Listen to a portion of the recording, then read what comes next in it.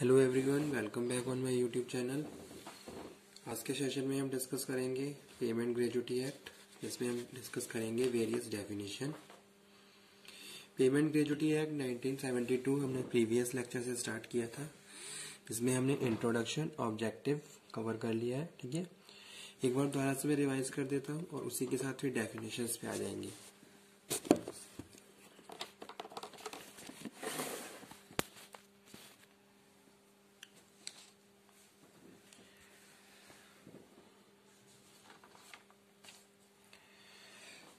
तो जो ग्रेजुटी है, gratuity is derive from the Latin word gracious which imply gift. इसका मतलब क्या है? गिफ्ट है। In olden days industrial circles it was considered as a gift.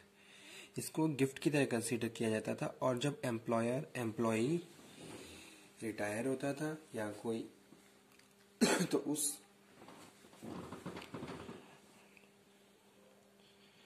For the service rendered, तो उसको ग्रेजुटी एज अ गिफ्ट दी जाती थी। ठीक है, लेकिन धीरे धीरे ये चीजें प्रैक्टिस में आने लगी और 1972 में the payment of gratuity act pass किया गया।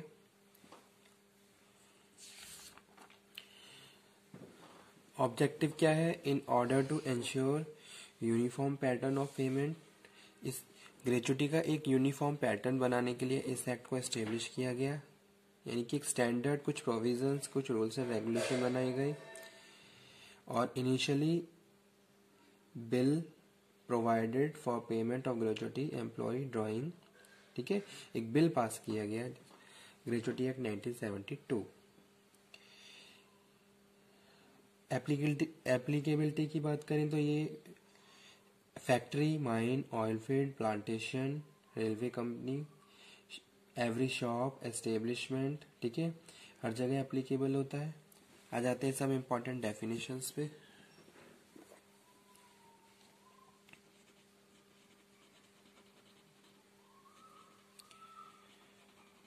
Some important definitions.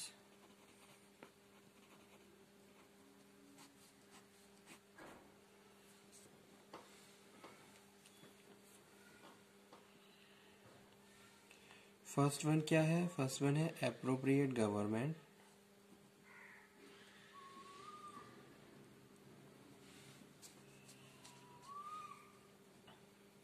Section 2A,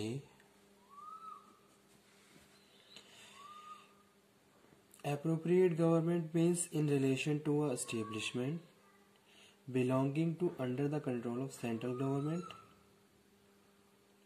having branches in more than one state, of a factory belonging to under the control of central government, okay, of a major port mine, oil field, railway company, the central government क्या होगी उनके लिए? appropriate government होगी। in any other case the state government. ठीक है, और other cases में क्या है? स्टेट गवर्नमेंट होगी। तो अगर हम एप्रोप्रिएट गवर्नमेंट की बात कर रहे हैं तो जो भी एस्टेब्लिशमेंट जिस भी एरिया में एस्टेब्लिश है उस एरिया के हिसाब से एप्रोप्रिएट गवर्नमेंट को कंसीडर किया जाता है। लेकिन अगर हम बात करें oil field, mine, railway company, तो इन सब के लिए क्या है? एप्रोप्रिएट गवर्नमेंट सेंट्रल गवर्नमेंट है। ओके, सेकंड डेफिनेशन है completed year of service. Completed year of service, section 2B।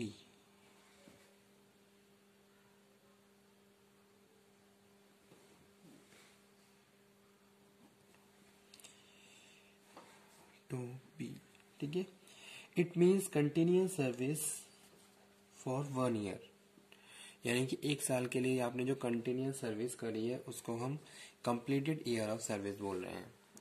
Completed year of service means 1 year service. Third one is employee, section 2D।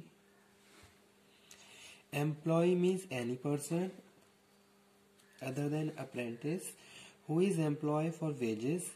इसको wages के लिए employment पे रखा गया है। Whether the term for employment are express implied. ठीक है, in any field of work manual और otherwise in connection with the work of factory, यानी कि फैक्ट्री के किसी काम के लिए भी रखा गया है, या माइन या ऑयल फील्ड या प्लांटेशन या part railway company shop establishment, जहाँ पे ये एक्ट अप्लाई होता है वो, तो जो लोग काम कर रहे हैं वेजेस के लिए वो एम्प्लॉय हैं। ओके, फोर्थ नंबर पे हम बात कर रहे हैं employer.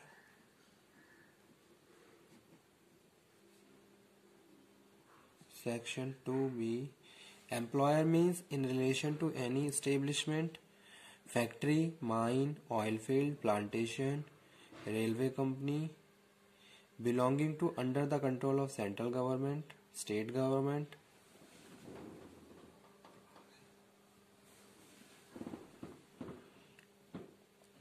authority appointed by the appropriate government, supervision and control of the employees, where no such person or authority has been appointed, तो वो क्या है, एम्प्लॉयर है। belonging to under the control any local authority, the person appointed by such authority for the supervision control employees, okay, तो they are employer. Employer अगर generally मैं बात करूँ एम्प्लॉयर कौन होते हैं, जैसे कि अभी मैंने बात की थी एम्प्लॉय की, जो एम्प्लॉय को वेजेस पे रखते हैं वो कौन है, एम्प्लॉयर है। ठीक है, चाहे वो किसी एस्टेब्लिशमेंट के से रिलेटेड हो, फैक्ट्री से रिलेटेड हो, माइन से, ऑयल फील्ड से, प्लांटेशन से, shop, any other establishment. Okay, उसके बाद फिफ्थ नंबर पे हम बात कर रहे हैं फैक्ट्री।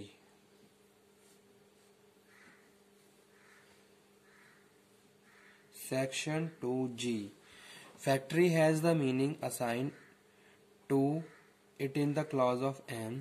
फैक्ट्री क्या है, फैक्ट्री के प्रेमिसेस है जहाँ लोग काम कर रहे हैं और वो अपनी वेजेस को अर्न कर रहे हैं, तो वो क्या है, फैक्ट्री है।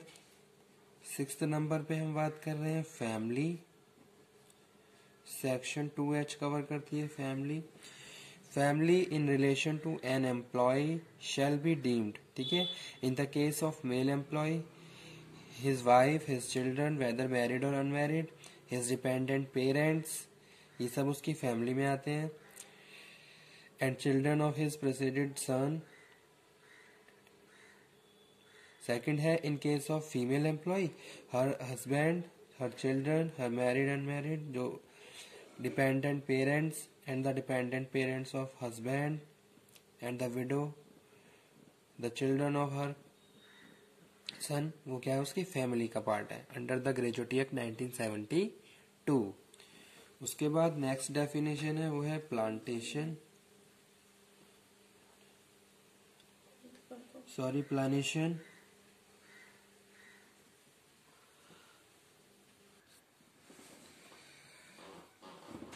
Planation, where the personal law of an employee permit the adoption by him of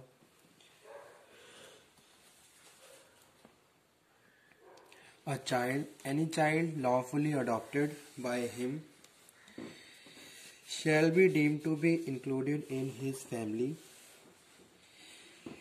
Where a child of an employee has been adopted by another person or such adoption is under the personal law of the person making such adoption lawful, such child shall be deemed to be excluded from the family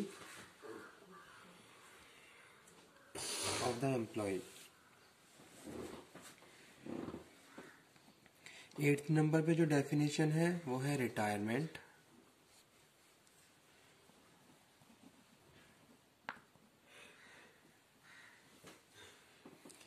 retirement section 2Q cover करता है।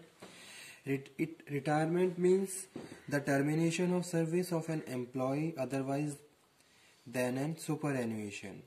Okay, यानी कि एक as के बाद उसकी service को फिर स्टॉप किया जा रहा है, तो वो क्या है, रिटायरमेंट है। रिटायरमेंट का मतलब होता है कि भाई means termination of the service या फिर अदर देन सुपर एनुएशन, यानी कि अपने जो भी एक एज है वो कवर कर लिए, ठीक है, तो वो क्या है, रिटायरमेंट है। जो भी सर्विस है, जो भी उसका टाइम पीरियड है, या तो वो फिनिश हो गया या फिर वो रिटायर हो गया है, तो वो क्या है, रिटायरमेंट। तो रिटायरमेंट को यहाँ पे हम टर्मिनेशन ऑफ सर्विस बोल रहे हैं। उसके बाद 8th नंबर पे जो 9th नंबर डेफिनेशन है वो है superannuation. Superannuation section 2R। Superannuation in relation to an employee means the attainment by employee of such age is fixed in the contract। यानी कि एक एज जो आपने अटेन कर ली है और जो कॉन्ट्रैक्ट में फिक्स है तो उसको हम सुपर एनुएशन बोलते हैं। जैसे कि किसी का टाइम पीरियड डिसाइडेड है कि इतना टाइम पीरियड आपको यहाँ पे कवर करना है और वो टाइम पीरियड कवर हो गया है तो उसको सुपर एनुएशन बोल रहे हैं। Superannuation in relation to an employee means attainment by employee such age as a fixed in the contract or condition of service as the age on the attainment which employer shall vacate the employment। ठीक है, that is superannuation। उसके बाद next है wages section 2S। wages means all remuneration which are earn by the employ अपने work के behalf पे जो भी अर्न कर रहा है ऑर्गेनाइजेशन से, चाहे वो किसी भी फैक्ट्री में है, ऑयल फील्ड में है, माइन में है, किसी शॉप में है, किसी एस्टेब्लिशमेंट में है, तो वो क्या है, ऑयल फील्ड है, तो वो क्या है, वेजेस है। Wages means all remuneration which are earn, इसको हम ऑल एम्यूल्यूमेंट्स भी बोल रहे हैं, which are earn by an employ while on duty or leave on accordance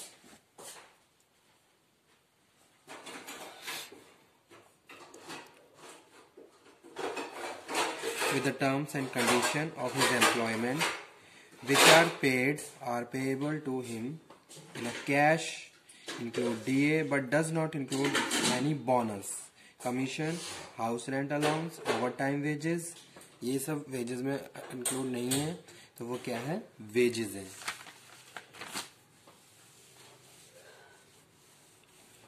okay students, definitions almost cover हो चुकी हैं, कुछ डेफिनेशंस बची हैं जो अपने नेक्स्ट लेक्चर में कवर करेंगे। Thank you.